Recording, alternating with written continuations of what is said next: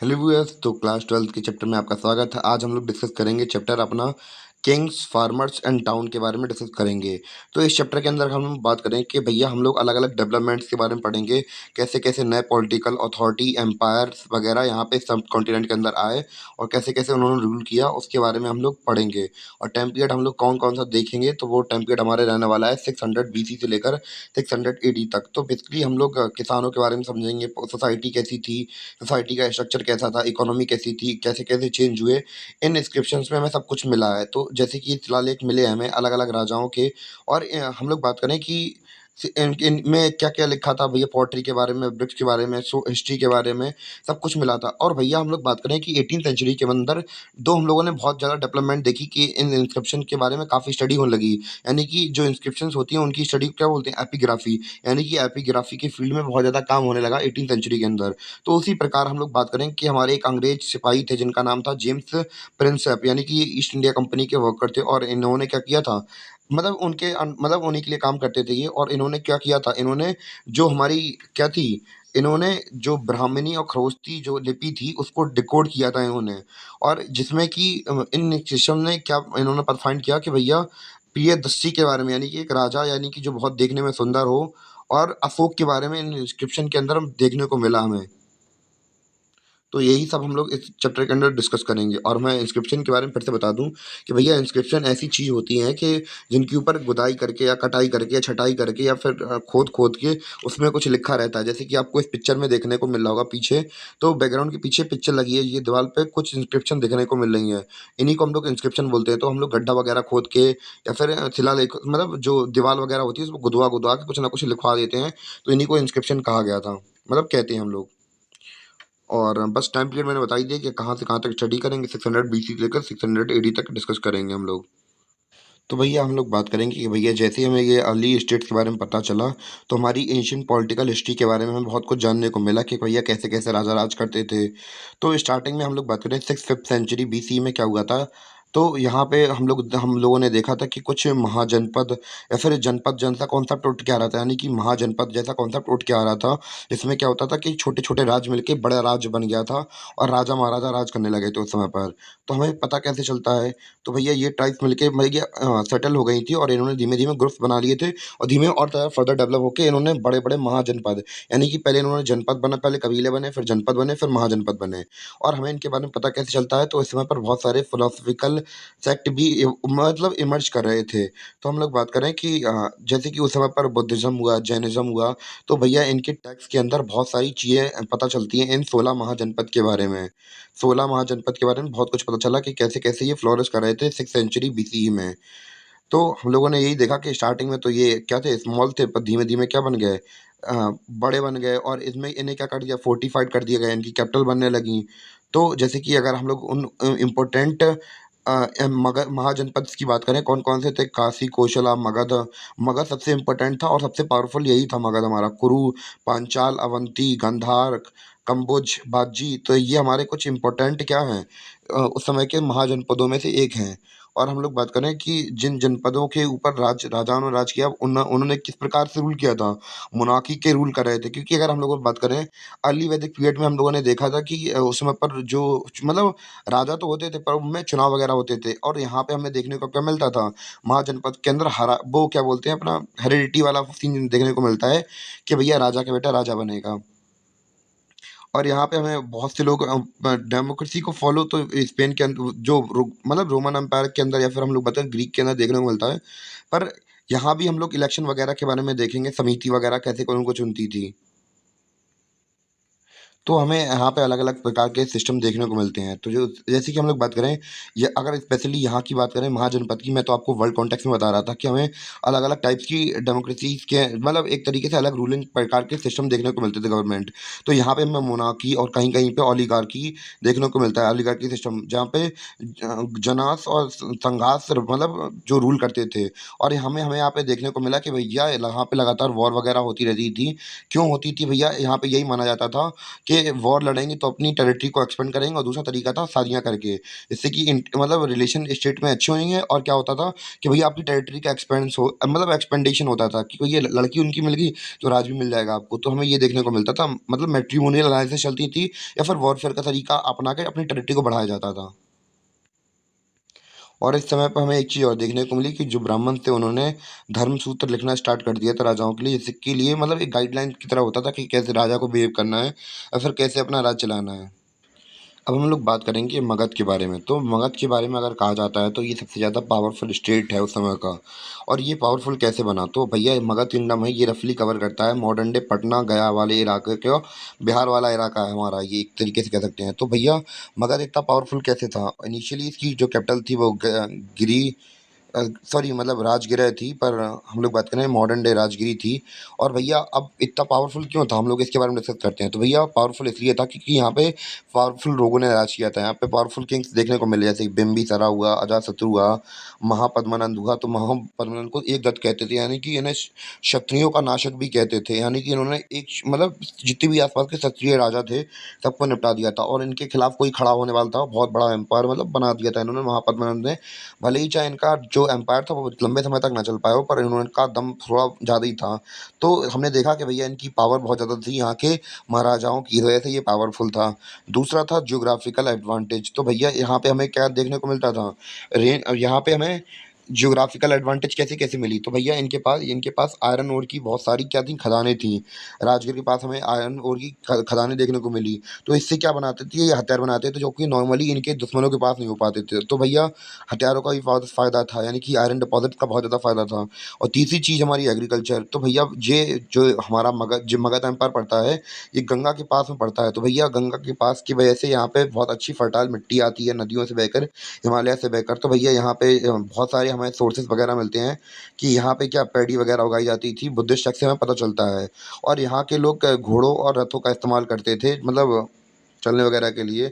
या फिर और हम लोग बात करें कि जो ग्रीक सोर्सेज़ हैं उससे हमें पता चलता है कि जो नंदास हैं उन्होंने एप्रॉक्स करीब कितने 6000 हाथी मेंटेन करके रखे हुए थे। आप लोग खुद देख रहे हैं बहुत बड़ा नंबर होता है हाथियों का।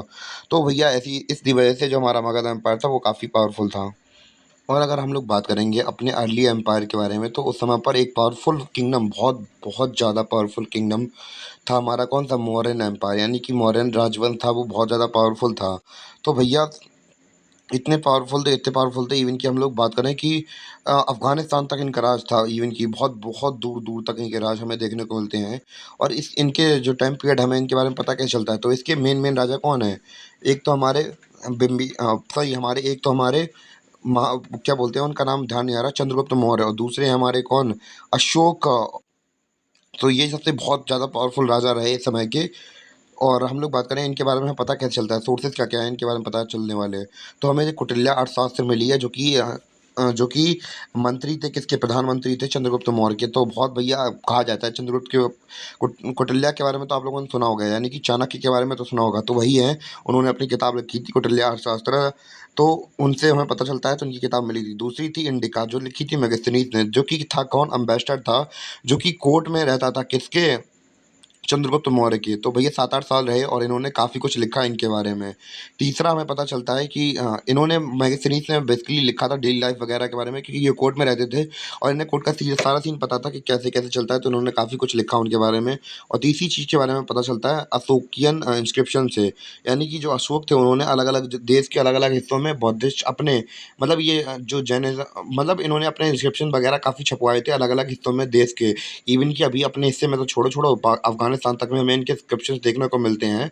और इनकी ख़ास बात ये थी इंस्क्रिप्शन की, भैया जहाँ पे ये इंस्क्रिप्शन लगवाते थे उसी रीजनल लैंग्वेज में अपना मैसेज लिखवाते थे। ख़ास बात ये मैं लिखा नहीं हूँ, बता दे रहा हूँ पहले ही से, क्योंकि मैंने इनके बारे में काफ़ी कुछ पढ़ रखा है पहले ही से। हम लोग बात करेंगे एडमिनिस्ट्रेशन के बारे में, मतलब मौर्यन एम्पायर के। तो भैया इसकी संस्थापना की थी किसने, चंद्रगुप्त मौर्य ने। और इन्होंने अपना साम्राज्य बहुत बड़ा कर लिया था अफ़गानिस्तान तक। और जो अशोका के हाथ में आया तो भैया इन्होंने कलिंग का युद्ध लड़ा था, जो कि प्रेज़ेंट उड़ीसा तक है। तो भैया इनकी अगर बात की जाए तो बहुत खतरनाक आदमी थे। स्टार्टिंग में तो इन्हें चंड अशोक बुलाया जाता था। चंड अशोक क्यों बुलाया था अशोक को कि भैया इन्होंने अपने 99 भाइयों को मार दिया था भैया गद्दी की लालच में। भले ही इन्होंने शायद बाद में अच्छा काम करना स्टार्ट कर दिया हो, पर स्टार्टिंग में इन्हें चंड अशोक बुलाते थे। और फिर भैया जब इन्होंने काफ़ी कुछ अच्छा कर दिया, सब कुछ छोड़ दिया, मतलब युद्ध वगैरह करना छोड़ दिया, तो उसके बाद इन्हें क्या कहा गया, धर्म अशोक कहा गया। इन्होंने भैया कलिंग के अंदर लाखों लोग को मारा था और इसके बाद इनका हृदय परिवर्तन हो गया और इसके बाद इनका दिल पिघल गया था। फिर उन्होंने लड़ाई युद्ध सब कुछ छोड़ दिया और शांति का रास्ता अपनाया इन्होंने, और बस इतना ही था। और अथॉरिटी के बारे में हम लोग इनके बारे में बात करते हैं, तो अथॉरिटी के बारे में और क्या है हमारा, कि भैया इनके जो कैपिटल या प्रोविनेंस सेंटर ऐसी जगह पे होते थे जहाँ पे इंपॉर्टेंट ट्रेड रूट होते, जैसे तक्षशिला उज्जैनी हुई, जहाँ से बहुत दूर दूर से लोग आते थे।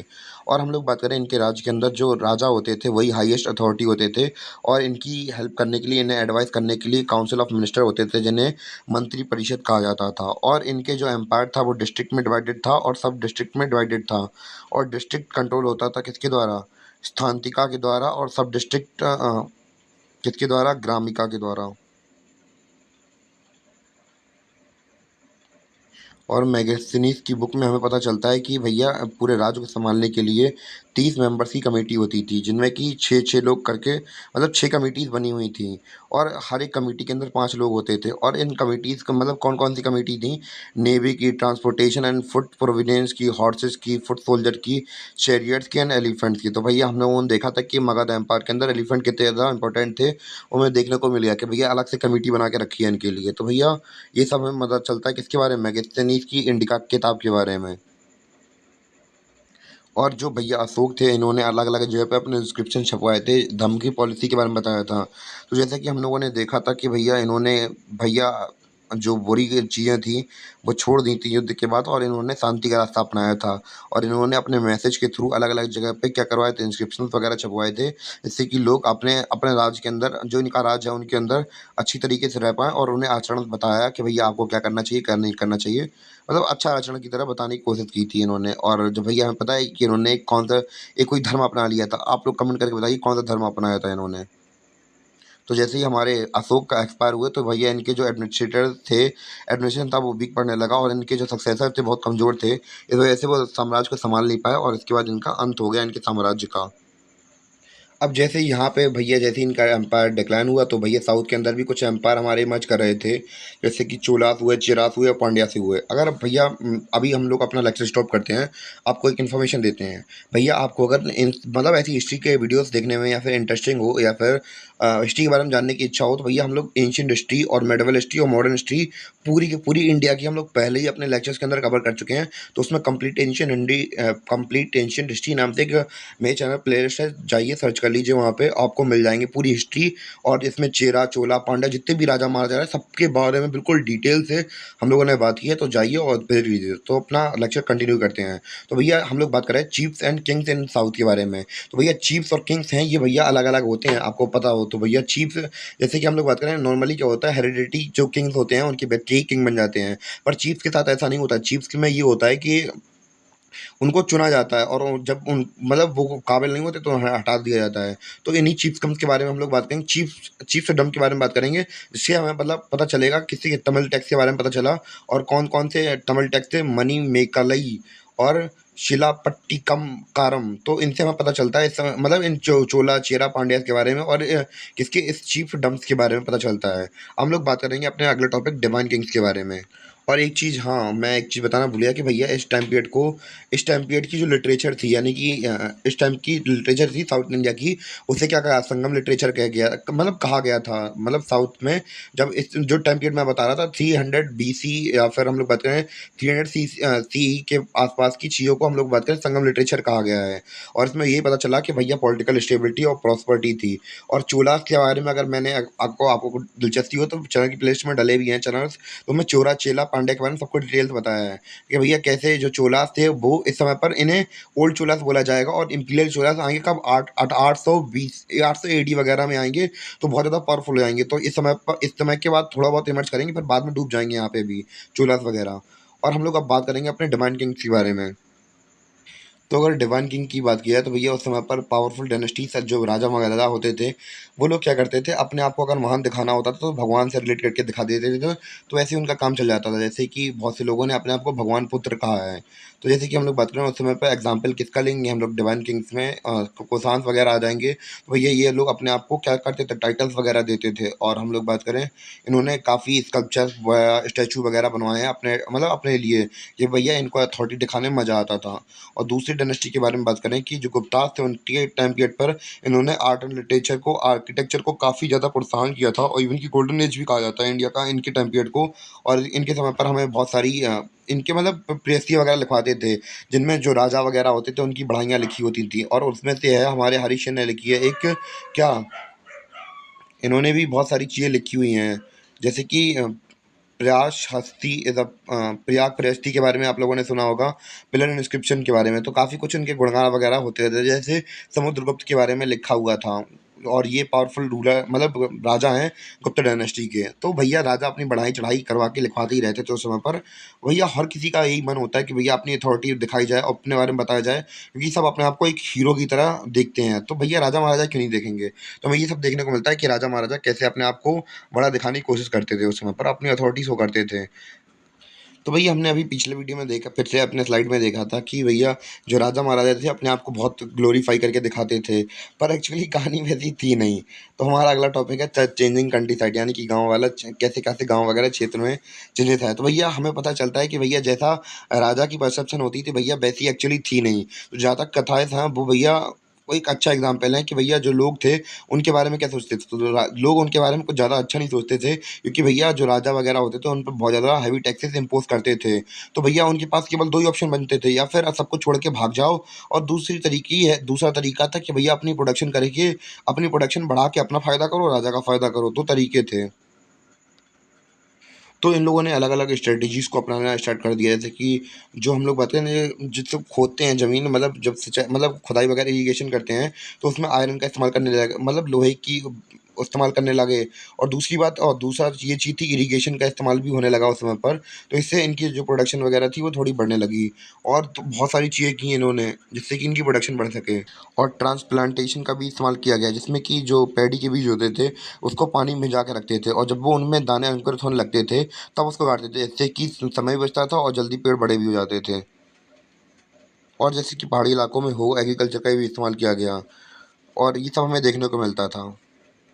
तो भैया हर किसी को इस इन अलग-अलग मतलब प्रोडक्शन के तरीके का फ़ायदा नहीं हुआ।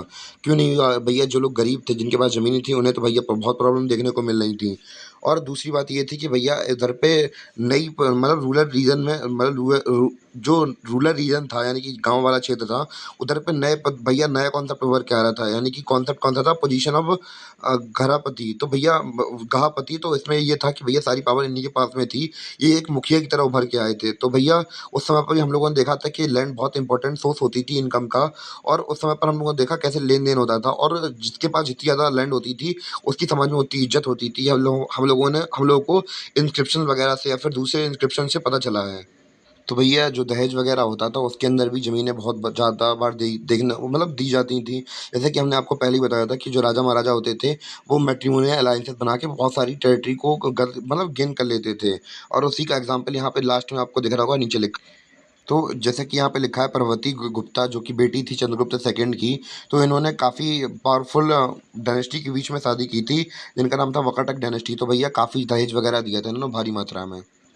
तो अब हम लोग बात करेंगे टाउन्स एंड ट्रेड के बारे में, हमारा अगला टॉपिक। तो भैया हमने पिछली बार देखा था कि सिटीज़ कहाँ होती थी, जहाँ पे भैया अर्बन सेंटर बहुत ज़्यादा राइज़ हो रहे थे, और होते कहाँ थे भैया, जो उनके कैपिटल्स वगैरह होते तो वहीं पे ये इंपॉर्टेंट ट्रेड सेंटर होते थे, तो वहीं बसा लेते, हमने पहले ही बात की थी।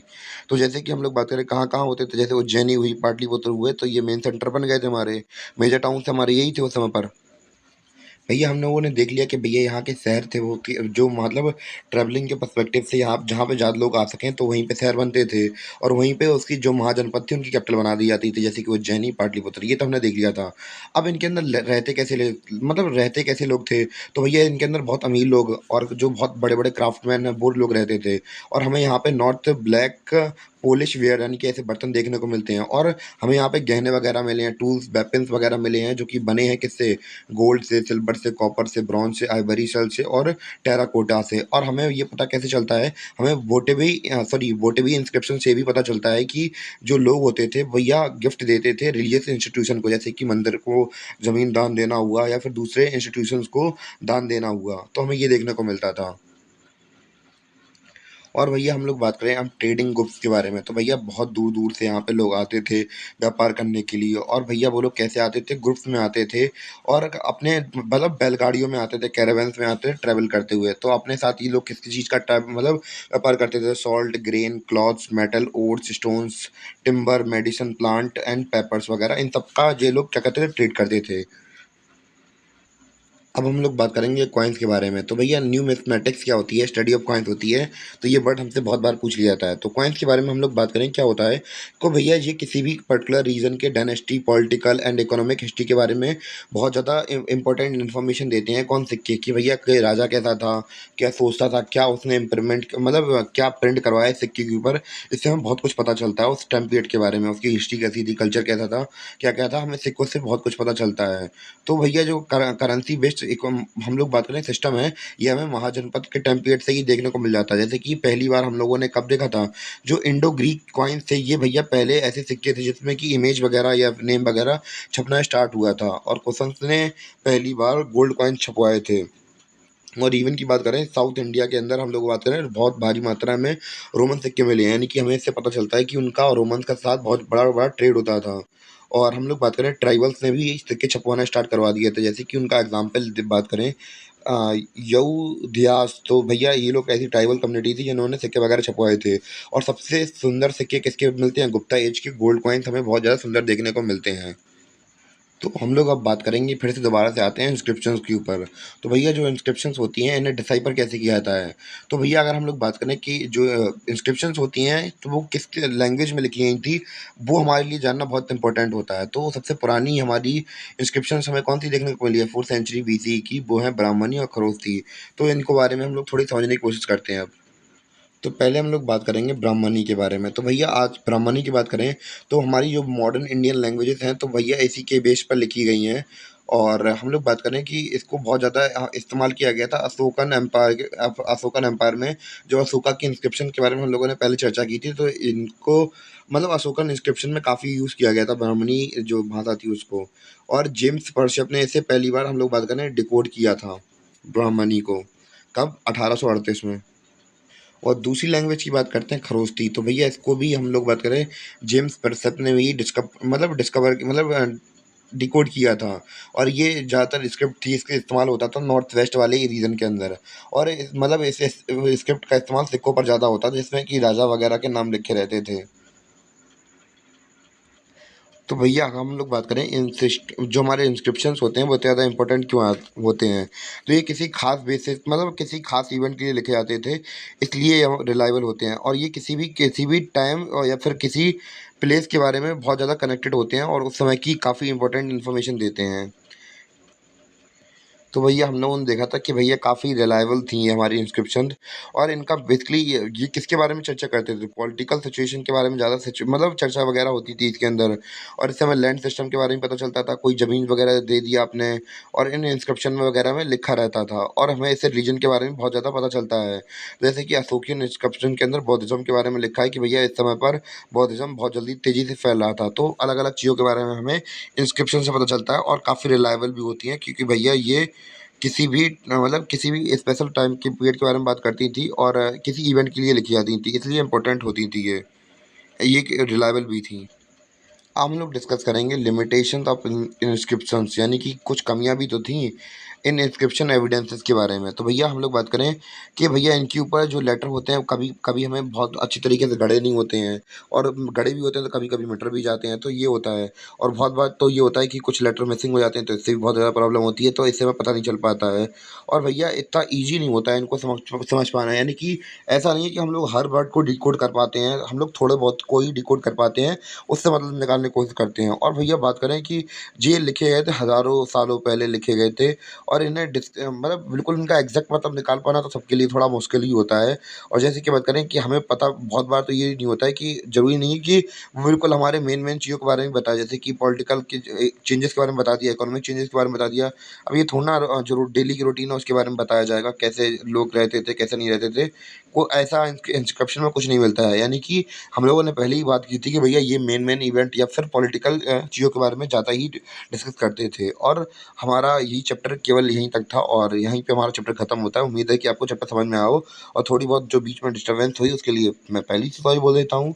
और बाकी आपको अगर कुछ डाउट लगे तो आप लोग कमेंट करिए और सजेस्ट कीजिए जो कि इम्प्रूवमेंट हो सकती है इस वीडियो के अंदर। तब तक के लिए धन्यवाद, मिलते हैं अपने अगले वीडियो में।